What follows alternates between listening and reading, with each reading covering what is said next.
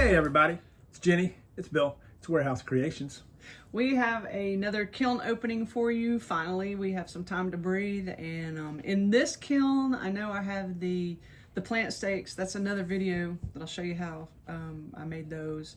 And then what we got, some noodle bowls. I don't think there's any noodle bowls. No noodle bowls? Berry bowls. Berry bowls. And some GP bowls, general purpose. According to Simon Leach, he calls them GP bowls. A birthday present for one of our son's friends. Some mugs. I'm not sure what else is in here. I don't know. It's a surprise because it's been sitting here for 3 days. So. Bunch of little bitty things in there somewhere. Yeah. But yeah, hey. So let's see what it looks like. Let's get to it.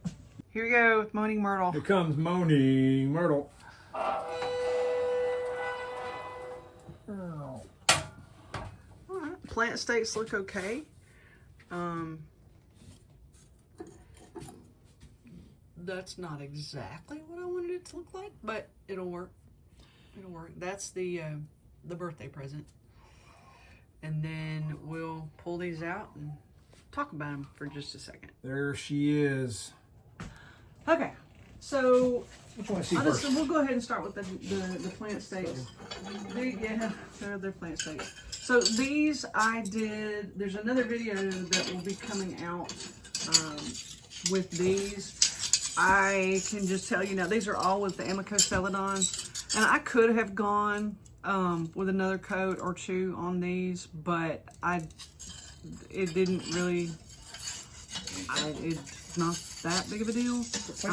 Yeah, they're plant stakes. So this is the part that this is the part that goes in the ground or the plant. And then like I said, there's a whole video on how I made these and what I used. This was a Della Designs cutter with her letters. Some of them are full words, some of them are just letters that I made or that I stamped individually. But plant stakes. Let's show them some of the words. They're kind of cute. Something. Because I don't know what that is. I don't know what it is. I planted that is something. Deer food. This was one that was requested by a customer. She said that the deer ate her plants all the time. So deer food. Cilantro, also requested by a customer. I hate cilantro. It tastes like soap to me. I guess I've got one of those genes that does weird things with cilantro. Weed, not that kind of weed, but like, well, I don't know. Depending on you, I'm not judging. What kind of weed? I don't know. No idea. Don't know. Latest victim. This is my favorite. Another deer food. And then we've got some of the, just regular. I've got basil and thyme and oregano and lavender and mint and just stuff like that. There's some more. There's some more? Oh, hey. Please don't die. Please. Grow, damn it. And then more weed, next victim something, and then, that's it. But, yeah, these are just Amico Celadons on standard 240 clay. And like I said, I could have gone more saturated on the glazes down here, but it didn't bother me. I think it's 3 coats. You'll see that in the video if you so choose to watch it. And now that I've gotten them out of the kiln, I can finish the video. So there's that. What we got? This, okay, so I don't know, you can't see this. Soft 6. Yeah, this is a soft 6. This is 5. Yeah, this is 5, strong 5, and then a soft 6. So this may be why my pineapple plate didn't turn out like I really had thought it would. I mean, it's still not bad. We know the top is cooler, and sometimes we'll put stuff on top that on purpose. Sometimes we just hope it for the best. Yeah. So this is a pineapple plate that you can tell that too. This is if you didn't know what a pineapple, hey, they may not be in the United States. I mean, I don't know what never mind. Anyway, this is it was a trivet that I got as a gift, a housewarming gift years ago, and I just decided that I was going to use this as a stamp. So It's pretty deep. And the colors that are in it, the outside color, I wanted kind of a light yellow, but I know that on speckled clay, and this is a reclaim of just Warehouse Creations reclaim stuff, so it's a little bit of brown, a little bit of white, a little bit of everything. But I knew it was going to be speckled. And this is marigold. Typically for me, this does not do as well on speckled clay. So, what? Speckled. So it was just ugly. So what I did was I made kind of just a custom mix, and I painted, I think I painted, nope, I didn't. I just made a custom glaze for this, just to make it a lighter yellow and put some different things in it besides marigold. And then the pineapple itself is actually a bunch of different colors. They're custom colors. There's some underglaze. There's some, not underglaze, I'm sorry, stroke and coat. And this is up here, this is ivy, Mako ivy with a bunch of other things. This is some Albany slip brown and just a bunch of different colors that I thought might look good on a pineapple, and turned out okay. So this is a birthday present for one of my son's friends who loves yellow and loves pineapple. So Saffron, this is for you.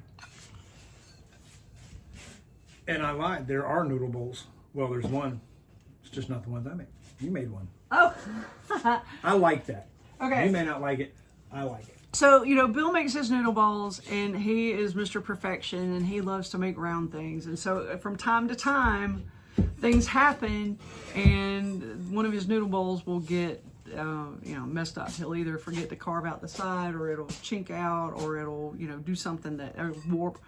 And then I will steal his noodle bowls just to see what I can do on the sides. And this is one of the noodle bowls. He had forgotten to carve it out until it was too dry, and so I took it and I made his little noodle bowl and put the little holes in it down here like I wanted to. This is just black underglaze with clear on top of it, but the outside, this is where I had a little bit of fun.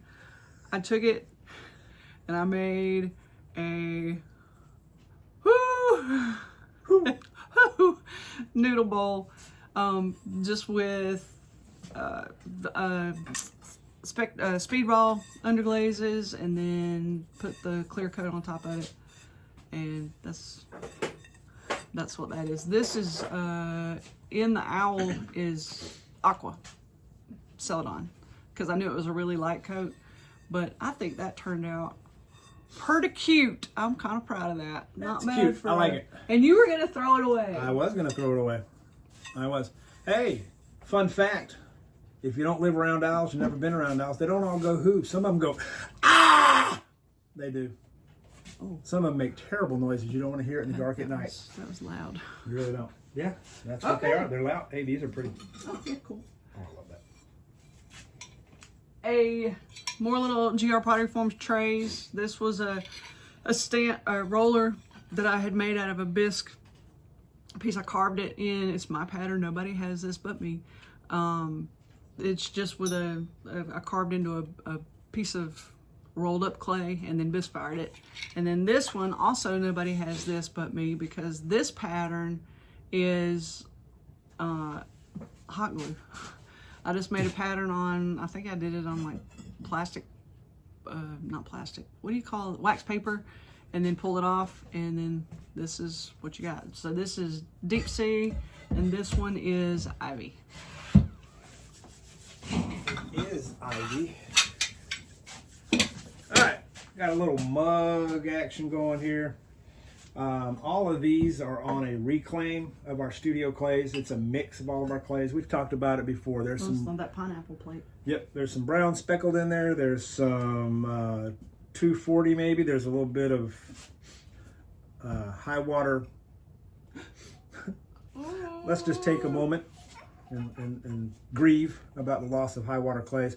That is a shame, but yeah, Helene. We go on.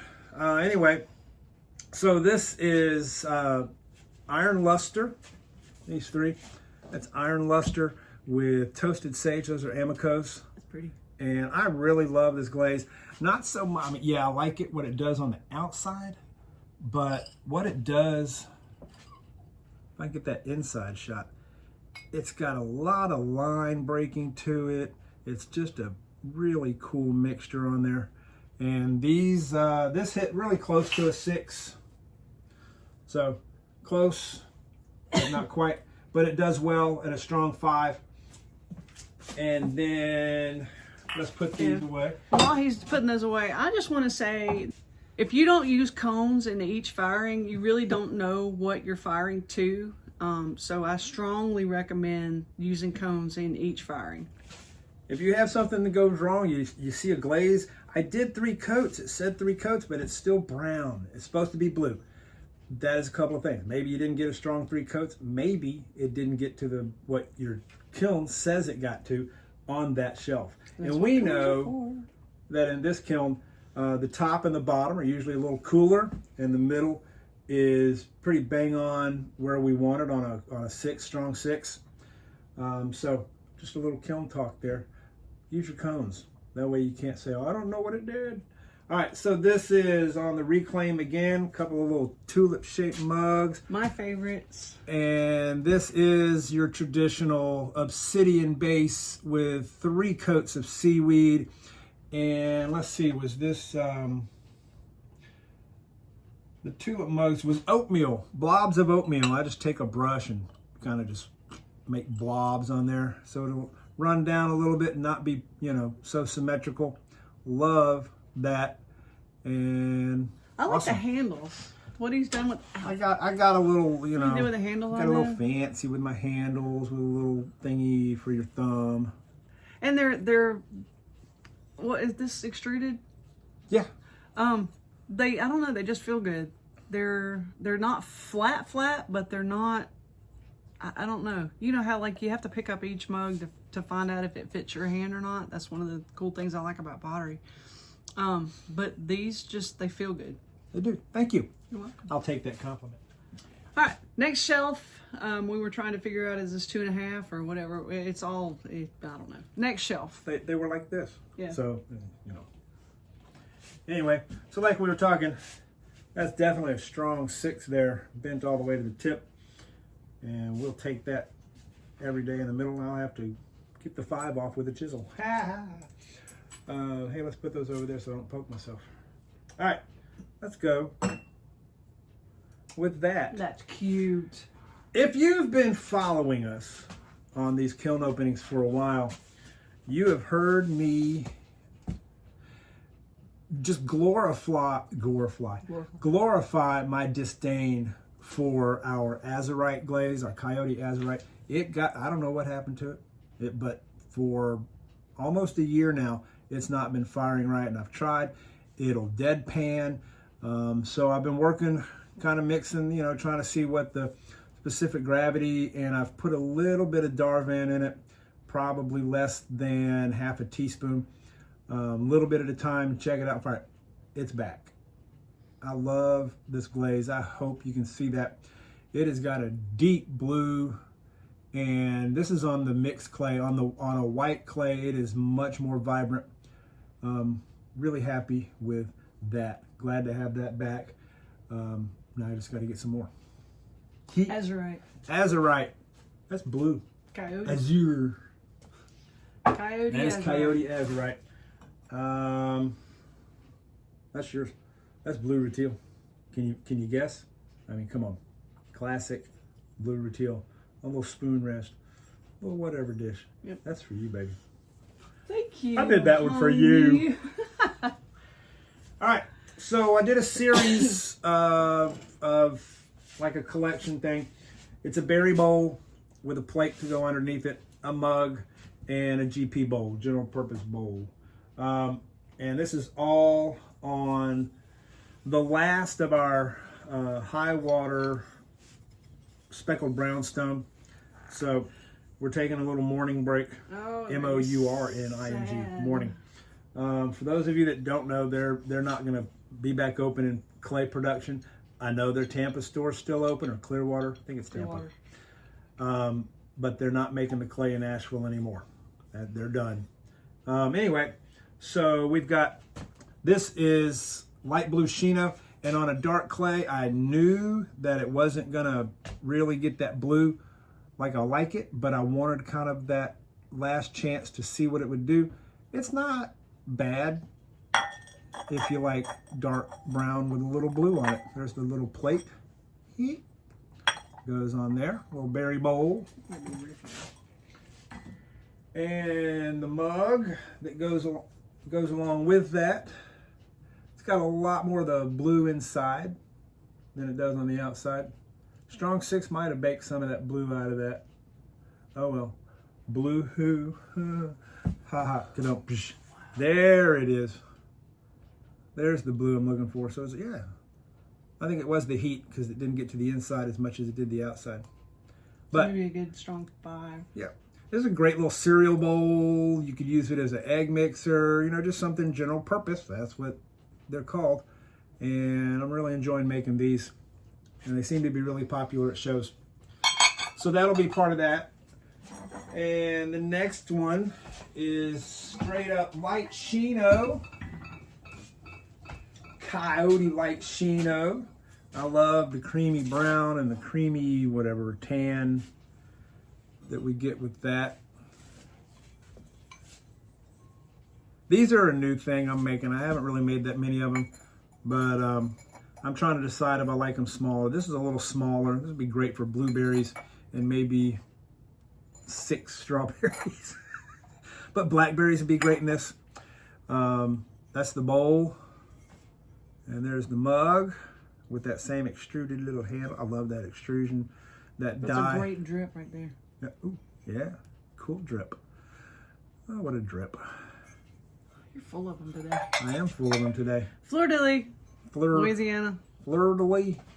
Which reminds me, we are working on the 3rd installation of Meet the Potter. So, you know, the things that we're trying to figure out to tell you about us. What do you want to know? What do you want to know about us? We'll tell us in the comments. Yeah, tell us in the comments, Down and there. we'll try to do for the next installation of Meet the Potter. We'll address whatever you want us to talk about. And while you're typing, hit that like button, please. Helps us out a whole bunch. And if you're not subscribed, hey, you know, hit that button too. That would help. Bright colors. So part of this series, I decided to go a little bright with some shiny colors that would be spring-like and full of summer colors and flowers and things like that. So this is Amico's Celebration Series. This is their bright yellow. It's also, what else is it? High Fire HF 161 bright yellow. There's the GP bowl. And I love that. And then the mug. I love that. What clay is that? It's High speckly. water speckled brown stone. speckled. This is the sad one. Anyway, I'm going to be trying, what did I get? I don't remember what I got. I'll find out. We'll come back to it. Anyway, doing a new one.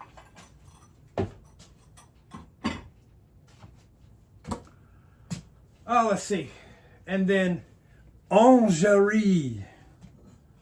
It's French. Oh, it's pretty. Orangerie. So anyway, same berry bowl. Lovely. I love this orange because it's not like bright orange. It's not like, you know, Tennessee orange.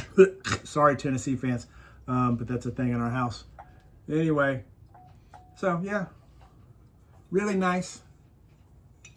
Love it, love it, love it, love it. So those came out great. I like that. Cute. Of course, on a white clay or a lighter shade of whatever clay, you know, not so dark. It is a little brighter. It is a little More Tennessee. more orange, but it's not like orange.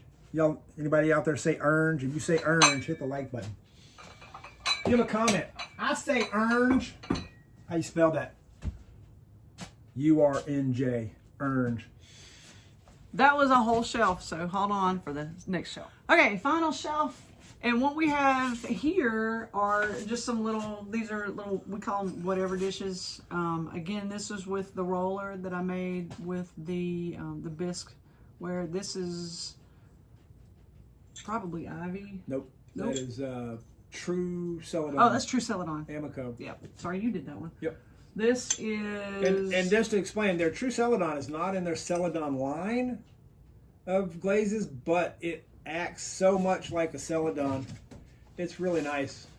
True celadon. It's a really good green, and the breaks in the thicker sections get really, really good dark tones, so it's great for textures. So it is a true celadon. So this one is, I just took some of these little laser cut, they call them laser cut craft icons, and I pushed one into a bisque little scrap piece, and then, or not bisque, just a regular scrap piece, and then I bisqued that so that I had a stamp. So you can do it two ways. You can either push this into the clay, or you can push it into the clay, fire it, and then use that. But depending on how you want your stamp to do. But this is a cute little piece. This is, I believe it's just Snapdragon, although I've never seen Snapdragon crystallized like that. So I'm wondering if I'd done something else that I, again, didn't write down. But that's kind of cute. I like that. What else we got? What else we got?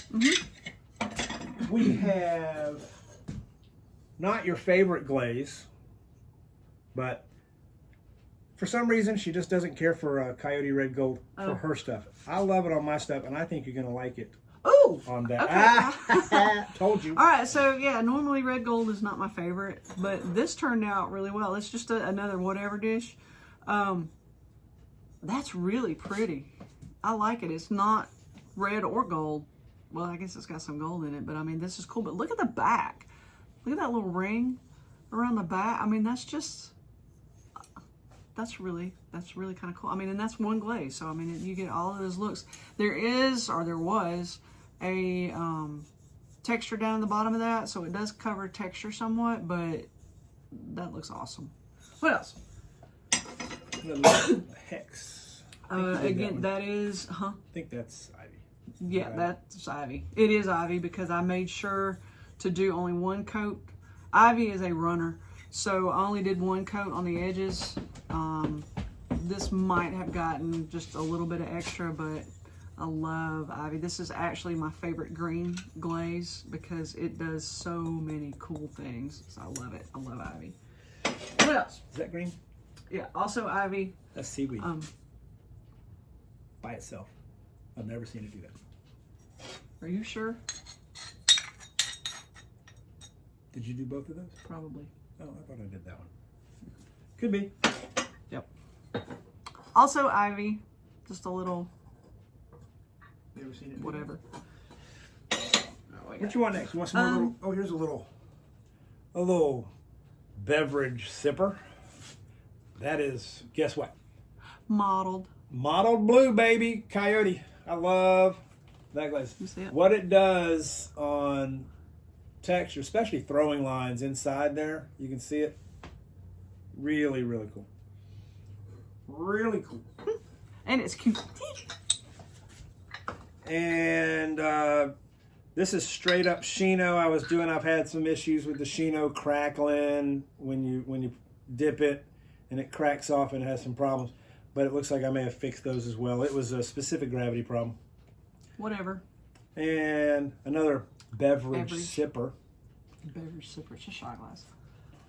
And this was just a little pinch pot. I know. I did a pinch pot. What? I know. I never do pinch pots. Look, he put texture in it. I did things and to look, it. he did this. Who are you and what have you done with my husband? You know, you got to come up with stuff when you're teaching classes. And part of the little project we did in the hand building night was pinch pots, so I needed to practice my pinch pots because I don't do them a lot. There you go. Not perfect, and that's the way I meant it. Where'd that stamp come from?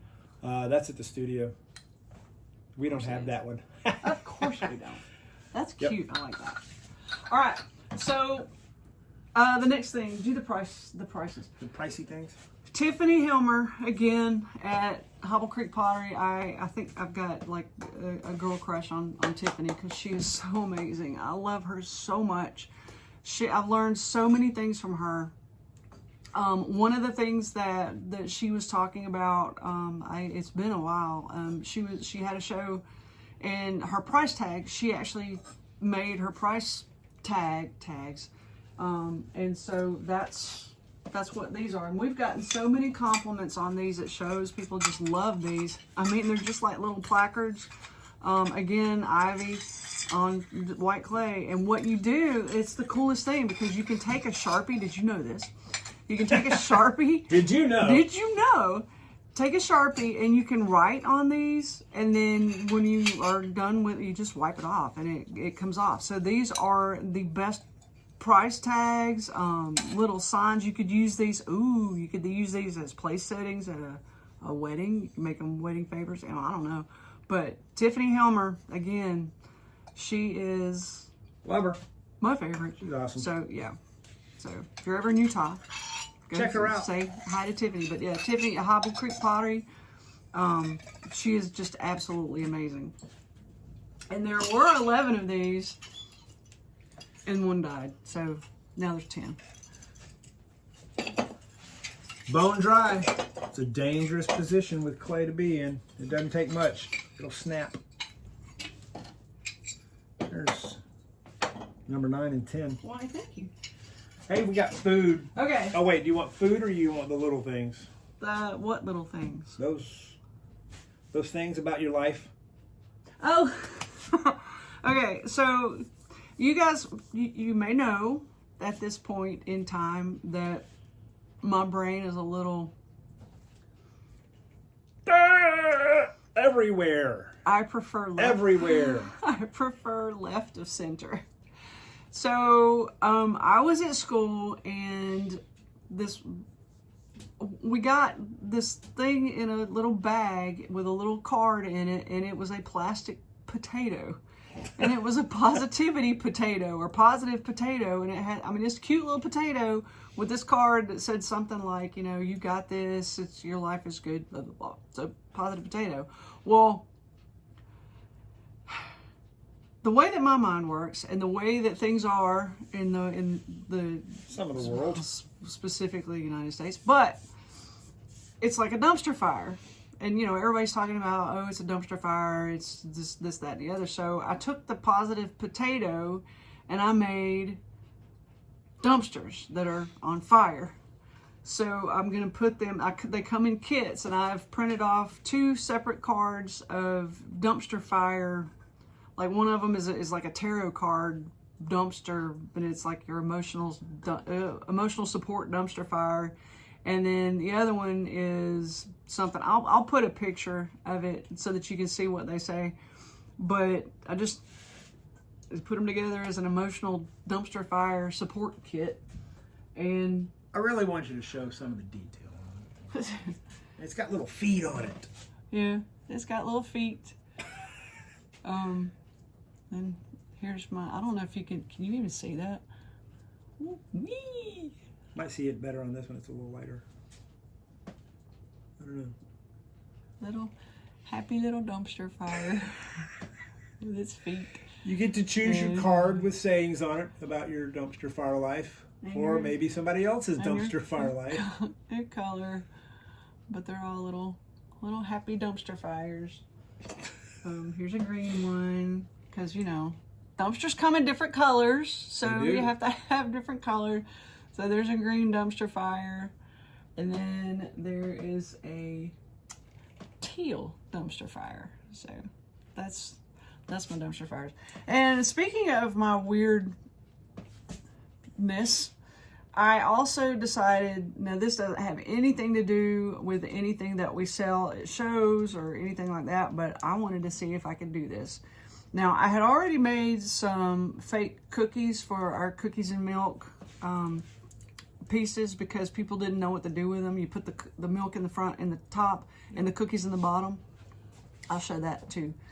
But they didn't know what to do, so I made some fake cookies and I wanted to make some more. So I did. Because the first cookies were glossy. Oops. Oreo cookie, or excuse me, those particular kinds of cookies are not glossy. Chocolate cookies with a vanilla cream center are not glossy. Those look great. Yeah.